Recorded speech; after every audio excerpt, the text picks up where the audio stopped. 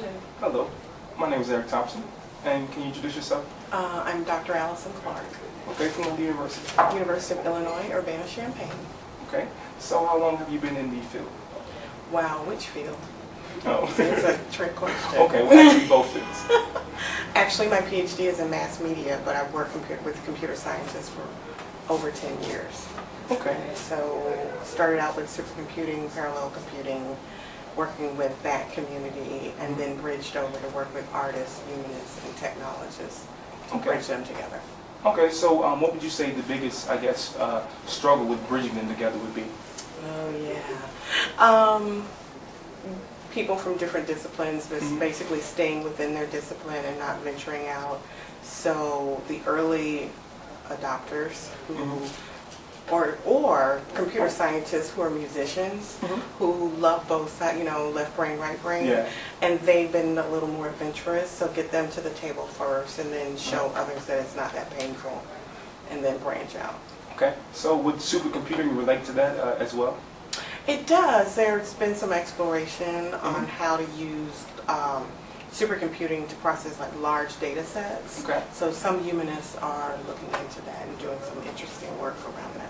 Okay, so if you were to encourage somebody to enter, you know, the field, I guess, of the mass communications or the field of supercomputing, which one would you tell them to do? Yes, ma'am. I think it's if what you're more inclined, what your talents are. So if you're have more of a logic, mathematical mindset, then you know, get your PhD in computer science, but keep your mind, like some of the people who are doing HCI are actually working with artists and humanists. So find teams to collaborate with, research projects during the summertime, to work with people on the other side of campus. Okay. So as far as finding these research opportunities, what would you say the best way to locate them would be? Wow, that's tough. But there is an organization called Haystack, Humanities, Arts, Science, Technology, Advanced Collaboratory.org that does just that, to try to bring people together from the various disciplines to create something new. So, for example, I work with a campus initiative called the Seedbed Initiative for Trans-Domain Creativity.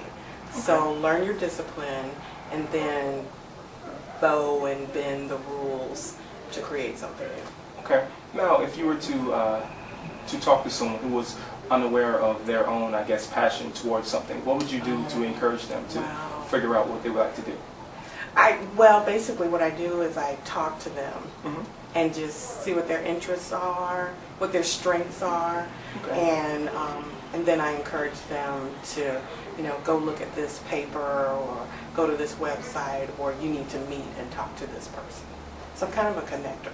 Okay. So one last question. If you were to try to encourage someone to doing research, I guess what would be the best thing that you could tell them? Well, if you have a curious mind, and if you like the freedom that research can allow you. So once again, do you want to go into corporate America where you're 9 to 5? Or do you want to do research? Well, you can be in the lab till midnight, but you're setting the hours yourself. So the curiosity factor and the passion factor of how do you want to solve this problem, or you think this may be it, but you need to explore it, and you may wind up over here instead. Okay. Well, appreciate your time. Okay, sir. Thank you. Thank you. The pleasure's all mine.